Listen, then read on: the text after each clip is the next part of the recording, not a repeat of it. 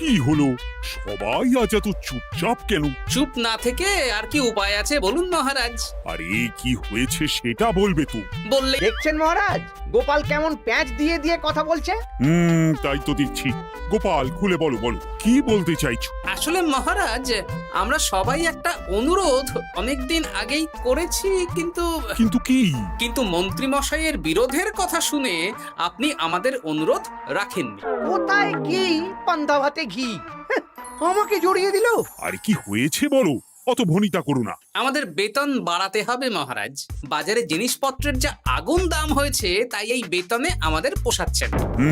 বুঝতে পারছি, কিন্তু সবাইকে এখন বেতন বাড়ালে মহারাজের রাজকোষে টান পড়বে, তাই না মহারাজ? হ্যাঁ, তা তো বটেই। আমার মতন একজন সৎ, নিষ্ঠাবান, উপদেষ্টাদায়ক মন্ত্রী থাকতে আমি এসব হতে দিতে পারবো না। মহারাজ, বিগত 3 বছর ধরে একই বেতনে কাজ করছি। নুন আনতে তো পান্তা ফুরিয়ে যাচ্ছে মহারাজ। বাড়িতে গিন্নিকে কোনো হাত খরচ দিতে পারি না বলে কত কথা শুনতে হয় জানেন মহারাজ। রাজসভায় ভাষণ না দিয়ে বাড়িতে গিন্নিকে শাসন করো। আমি আজকাল আমার গিন্নিকে যা শাসন করি না, আমার ওপরে ও টু শব্দটাও করতে পারে না। তাহলে কি দাঁড়ালো? তোমাদের বেতন এখন বাড়ানো হচ্ছে না।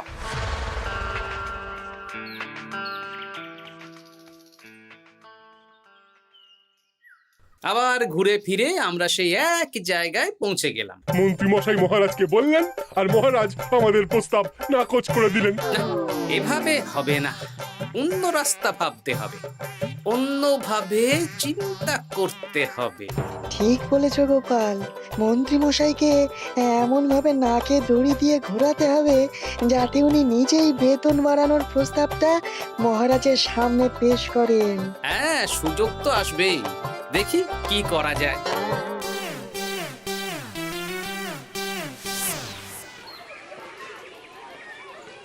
সারাদিন তোদের খেলাধুলো চলছে। আরে পড়াশোনা ভুলে গেছিস নাকি? হ্যাঁ, বেশি পড়াশোনা করে কি হবে দাদু? বুদ্ধিমান হবি, পরে ভালো চাকরি করবি, ব্যবসা করবি, আনন্দে খুশিতে দিন কাটাবি। এখন তো আমরা আনন্দেই আছি দাদু। চুপ! শোন, আমরা একটা কাজ করে দিতে পারবি? কি কাজ বলো দাদু? তোরা ফাঁকতালে মন্ত্রী মশাইয়ের উপরে নজর রাখবি। উনি ওনার গিন্নির উপর কিভাবে শাসন করেন সেটা এসে আমাকে জানাবে। আচ্ছা দাদু।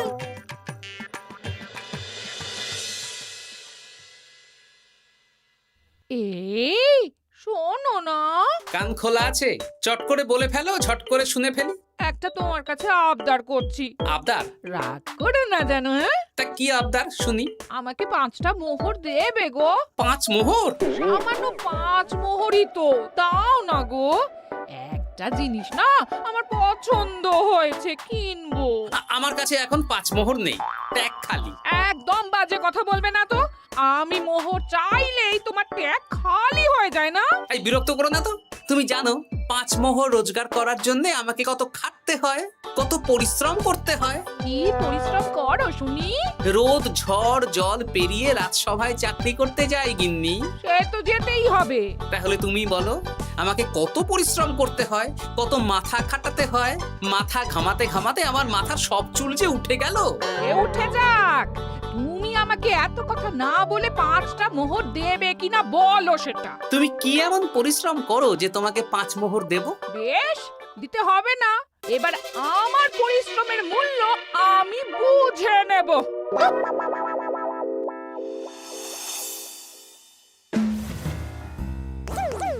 এই এই শোনো না, আজকে বেলার দিকে বাজারে গেছিলাম। আমার না একটু জামদানি শাড়ি খুব খুব পছন্দ হয়েছে। আমাকে ওটা কিনে দাও না গো। মাসের শেষে আমার আমদানি তো আর বাড়েনি যে তোমাকে জামদানি কিনে দেব। যেগুলো আছে সেগুলো পড়ো। এরকম করে বলছো কেন? আর কি রকম করে বলবো, সব সময় তোমার বায়না আমার সয় না। ফের যদি বায়না করতে দেখেছি তো তোমাকে বাপের বাড়ি দিয়ে আসবো। এই, তুমি আমাকে কি কথা বললে?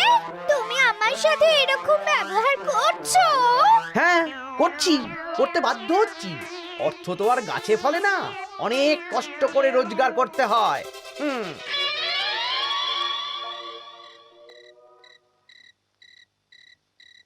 আহ, কি সুন্দর গন্ধ। গন্ধেই প্রাণটা ভরে গেল গিন্নি। আজকে রাতে কষা মাংস আর রুটি, প্রাণ পেট সব ভরবে। হ্যাঁ, খাবার আগে পরিশ্রমের মূল্য দিতে হবে, না হলে আমার বানানো খাবার স্পর্শ করবে না। পরিশ্রমের মূল্য সেটা আবার কি গিন্নি?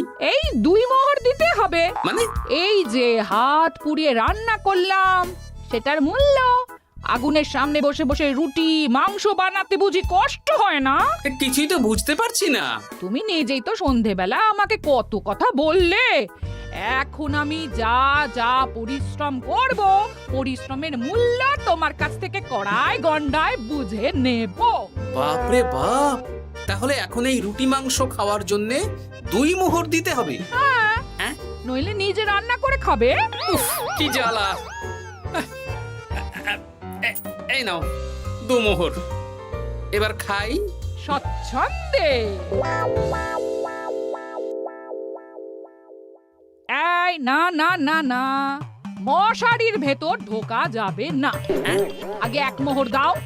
আমি মশারি টাঙিয়েছি, বিছানা গুছিয়েছি, পরিশ্রমের মূল্য দাও। কি মুশকিল রে বাবা। মুশকিল কোথায়? যা ন্যায্য তাই চেয়েছি। বাড়তি কথা না বলে 1 মোহর দাও, না হলে খাটের নিচে শুয়ে পড়ো। উফ, এই নাও ধরো। খুশি? খুব খুশি, খুব।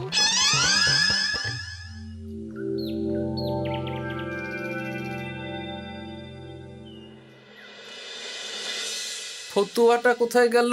ফতুয়া। আরে ও গিন্নি, এই না তোমার ফতুয়া, আমি কেচে মার দিয়ে শুকিয়ে রেখেছি। এটা পরে রাজসভায় যাও। ও, এই তো চাই। আমারও চাই। তোমার আবার কি চাই? 2 মোহর, পরিশ্রমের মূল্য দিলে দাও, না হলে খালি গায়ে রাজসভায় যাও। হ্যাঁ। উফ, কি জ্বালা। জ্বালা কিসে? আমি তো আমার পরিশ্রমের মূল্য চাইছি। হ্যাঁ, এই নাও ধরো। এরকম খুচখাচ নাচে একবারে বলো তো কত মোহর লাগবে? তুমি তো আমার কাছের লোক, তাই প্রত্যেকদিন 3 মোহর করে দিও। হ্যাঁ প্রত্যেক দিন? হ্যাঁ, প্রত্যেক দিন। আমার হাত খরচ গো। উফ, কি জ্বালা। ওই দেখ, দাদু কিরকম শুকনো আমসত্ত্বের মতো মুখ করে আসছে। কি হলো দাদু? দিদার সাথে ঝগড়া হয়েছে নাকি? না না, ঝগড়া না, অনেক জ্বালা। তোদের আর কি বলবো। যাই হোক, ওই মন্ত্রী মশাইয়ের খোঁজ নিয়েছিলি? হ্যাঁ দাদু, গতকাল সন্ধ্যাবেলা মন্ত্রী মশাই শাসন দেখে এলাম, ভাষণ শুনে এলাম। কিরকম? গতকাল সন্ধ্যাবেলা আমার না একটু জামদানি শাড়ি খুব খুব পছন্দ হয়েছে। মাসের শেষে আমার আমদানি তো আর বাড়েনি যে তোমাকে জামদানি কিনে দেব। সব সময় তোমার বায়না আমার সয় না। ফের যদি বায়না করতে দেখেছি তো তোমাকে বাপের বাড়ি দিয়ে আসবো। আচ্ছা, এই ব্যাপার। এই তো এবার আমার জ্বালা মিটবে, চিন্তা কমবে। কিসের জ্বালা? কিসের চিন্তা দাদু? সেসব জেনে কাজ নেই তোদের ভোলার দোকানের মিষ্টি খাইয়ে দেবো। হ্যাঁ, এখন রাজসভায় যাব, তারপর দুপুর বেলা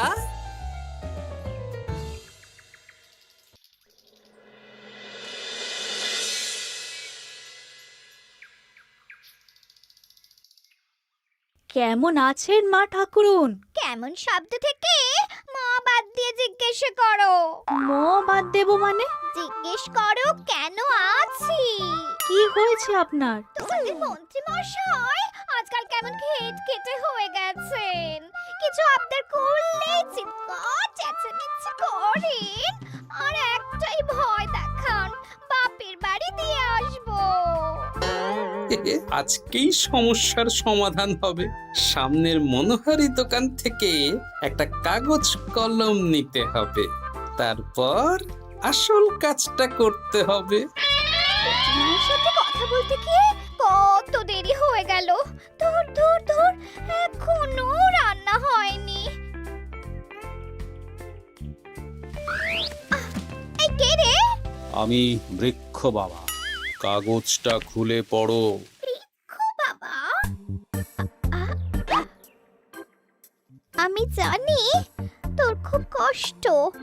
তোর স্বামী তোকে দিন রাত উঠতে বসতে শাসন করে আর হুমকি দেয় তোকে বাপের বাড়ি দিয়ে আসবে।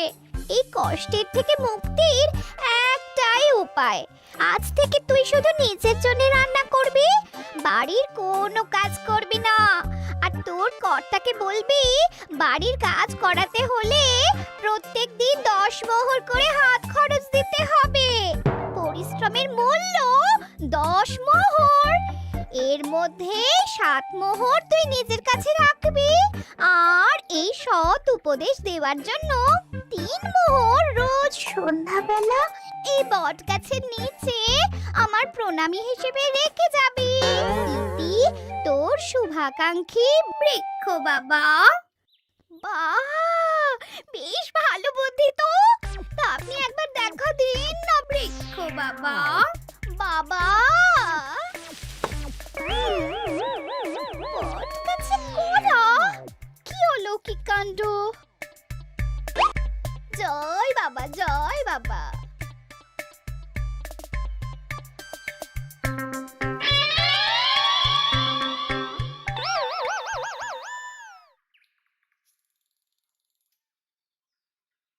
আরে গিন্নি, তুমি একা একা খেতে বসে পড়েছো? হ্যাঁ, খিদে পেয়েছিল তাই খেতে বসে পড়লাম। আরে আমাকে ভাত বেড়ে দেবে তো নাকি? তোমার খাবার তুমি রান্না করে নাও, আমি নিজের মতন রান্না করেছি, নিজে খাচ্ছি। এই ছেড়েছে, আমি রান্না করতে পারি নাকি? রান্না করতে পরিশ্রম লাগে, তাই আগে পরিশ্রমের মূল্য দাও। প্রত্যেক দিন 10 মোহর, তারপর রান্না করব, ঘরের কাজ করব। এই তো মহা মুশকিল। কোনো মুশকিলের ব্যাপার না। না, দেখি বাইরে ভোজনালয়ে কিছু খাবার পাওয়া যায় কিনা। দেখো এত বেলায় খাবার পাও কিনা। তাছাড়া বাইরে তেল ঝাল খাবার খেয়ে শরীর খারাপ করলে আমাকেই তো দেখতে হবে। তখন কিন্তু আমার পরিশ্রমের মূল্য 15 মোহর প্রতিদিন হয়ে যাবে। কি জ্বালা! কোনো জ্বালার ব্যাপার নেই, আমি খেয়ে উঠে চট করে রান্না করে দিচ্ছি। তুমি 10 মোহর প্রস্তুত রেখো। আচ্ছা, সন্ধেবেলা দেবো।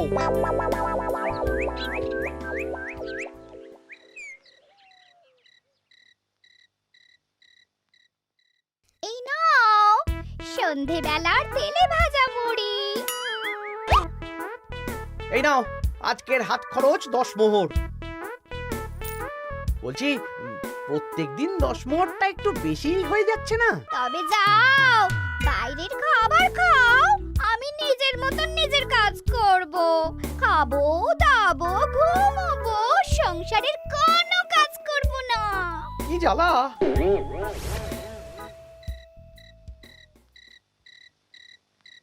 ধন্যবাদ বৃক্ষ বাবা, আপনার দেওয়া বুদ্ধিতে কাজ হয়েছে। এই যে আপনার প্রণামী 3 মোহর আমি এই বটতলায় রেখে গেলাম। জয় বৃক্ষ বাবা, জয়।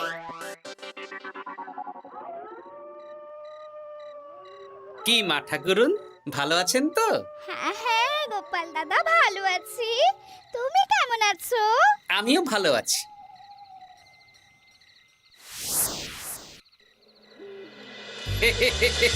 এই তো ওষুধে তার মানে কাজ হয়েছে, 3 মোহর পেয়ে গেলাম। এই নাও গিন্নি, 3 মোহর তোমার আজকের পরিশ্রমের মূল্য। তুমি এত ভালো হয়ে গেলে কবে থেকে গো? আমার আবদার শুনছো যে? তুমি আমার 7টা না 5টা না, একটা মাত্র বউ, আবদার তো শুনতেই হবে। হ্যাঁ,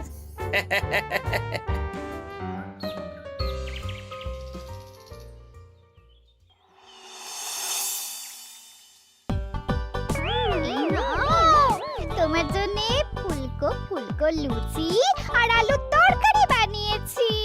রাজসভা থেকে ফেরার সময় বাজার থেকে পাকা কাতলা নিয়ে এসো। বাহ, রাজসভা থেকে ফিরে এসে মাছের ঝোল আর ভাত খাবো। আর বলি, আজকের 10 মোহরটাকে এখন দেবে? ওরে বাবা, আজকেও দিতে হবে? সে তো দিতেই হবে, আমি তো কালকেই বললাম প্রত্যেক দিন 10 মোহর করে দিতে হবে। হ্যাঁ, দিচ্ছি দিচ্ছি।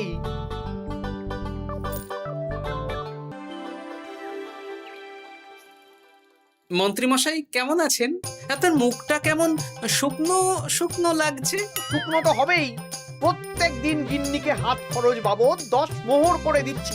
500 মোহর বেতন পাই। এইভাবে চলতে থাকলে 300 মোহর তো গিন্নিকেই দিতে হবে। সে তো দিতেই হবে, মা ঠাকুরুন এত পরিশ্রম করেন। আমিও আমার গিন্নিকে রোজ 3 মোহর করে হাত খরচ দিই, কিন্তু আমার মনটা বেশ ফুরফুরেই আছে। বাবা, আমার কষ্ট দেখে তোমার আনন্দ হচ্ছে নাকি? না না, কি যে বলেন। একটু দেরি হয়ে গেল। যাই হোক, আলোচনা শুরু করা যাক। এর একটা বিহিত করতেই হবে।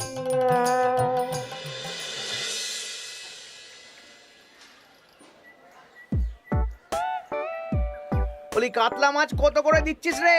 পাকা কাতলা আছে 104 মোহর। ওরে বাবা, আপনি তো 5 মোহর দিয়েও আগের মাসে 100 মাছ কিনেছেন, এখন তো দাম কমেছে, তাও ওরে বাবা করছেন। ও না না, কিছু না, দে দে 100 কাতলা দে।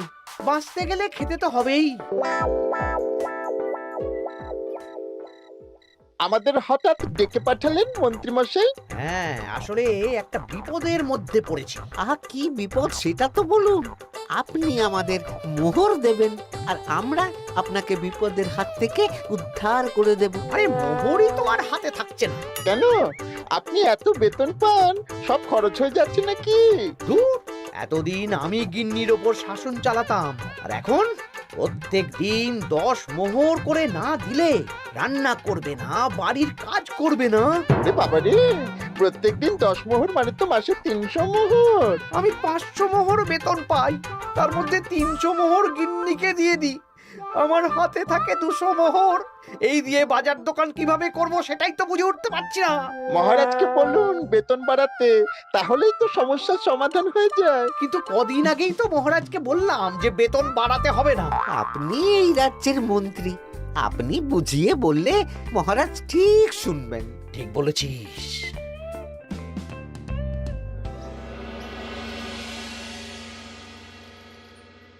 বুঝলে সবাই, আজ আমি মহারাজের কাছে আমাদের সবার বেতন বাড়ানোর প্রসঙ্গ তুলব। কেন? এই তো আপনি কদিন আগে বললেন বেতন বাড়ানো যাবে না। আরে বাবা, বেতন না বাড়ালে এরপর আমাকে পথে বসতে হবে, বুঝতে পারছো না? বেশ, এতদিনে আপনার সুমতি হলো তাহলে। আর মহারাজ যদি রাজি না হন? তাহলে আমরা সবাই একসাথে আন্দোলন করব। মন্ত্রী মশাই আমাদের পাশে থাকলেই হবে। হ্যাঁ, থাকবো থাকবো। মহারাজ, আমার একটা আর্জি ছিল। কি আর্জি বলো মন্ত্রী? আমি অনেক ভেবে দেখলাম, কয়েকদিন আগে সভাসদেরা ঠিক কথাই বলেছিল। কি ঠিক কথা? মানে বাজারে জিনিসপত্রের দাম বেড়ে দ্বিগুণ হয়েছে, কিন্তু আমাদের বেতন একই রয়েছে। হ্যাঁ, মানছি, কিন্তু হঠাৎ করে আমি বেতন বাড়াতে পারবো না। তুমি নিজেই বলেছো রাজকোষে টান পড়বে, এখন তুমি নিজেই আবার অন্য কথা বলছো। বলতে বাধ্য হচ্ছি মহারাজ, সংসারের খরচ সামলাতে গিয়ে মাথা খারাপ হয়ে যাচ্ছে। আমাদের বেতন বাড়াতে হবে। বাড়াতে হবে, বাড়াতে হবে। হ্যাঁ মহারাজ, এভাবে চলতে পারে না। রাজ্যের রোজগার বাড়ছে, কিন্তু আমাদের বাড়বে না। তাহলে এই রাজসভায় চাকরি করে কি লাভ মহারাজ? মহারাজ, গোপাল মন্ত্রী মশাই ঠিকই বলেছে। মহারাজ, বেতন বাড়িয়ে দিন, নইলে আর পারা যাচ্ছে না। বেশ বেশ, তোমরা এত করে বলছো যখন, তোমাদের সবার বেতন বাড়ানো হবে। আগামী মাসে যা বেতন পাবে তোমরা, তা বর্ধিত হারেই পাবে। কি সবাই খুশি তো? খুব খুশি। ধন্যবাদ মন্ত্রী মশাই। ঠিক আছে ঠিক আছে। আরে ধন্যবাদ আমাকে দাও বিজ্ঞানী, আমার জন্যই তো বেতন বাড়লো। মনোজা, আরে আমি তো মহারাজকে বললাম বেতন বাড়ানোর কথা। আপনি তো নিজের মন থেকে এমনি এমনি বলেননি, মানে আমি আপনাকে বলিয়েছি মন্ত্রী মশাই। তুমি আবার কখন বলালে? এই যে রোজ আপনার 10 মোহর করে খরচ হয় গিন্নিমার হাত খরচ বাবদ, সেটা তো আমার বুদ্ধিতেই। আরে কি বলছোটা কি? ঠিকই বলছি। কিছুদিন আগে একটা বট গাছের নিচ দিয়ে আপনার গিন্নি যাচ্ছিলেন।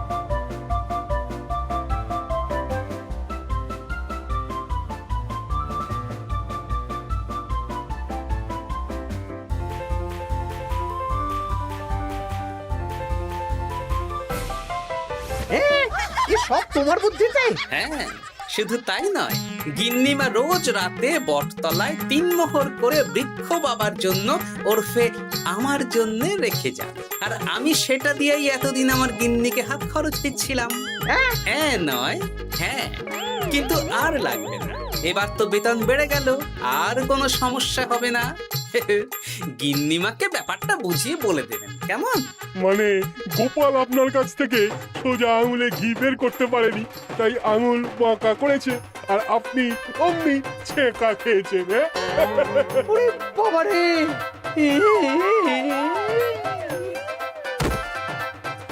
এই তোলো তোলো, মন্ত্রী মশাইকে তোলো। যা ছ্যাঁকা খেয়েছেন, এখন কদিন আর ওনার জ্ঞান ফিরবে না। ওই তো চিকিৎসা শুরু করো।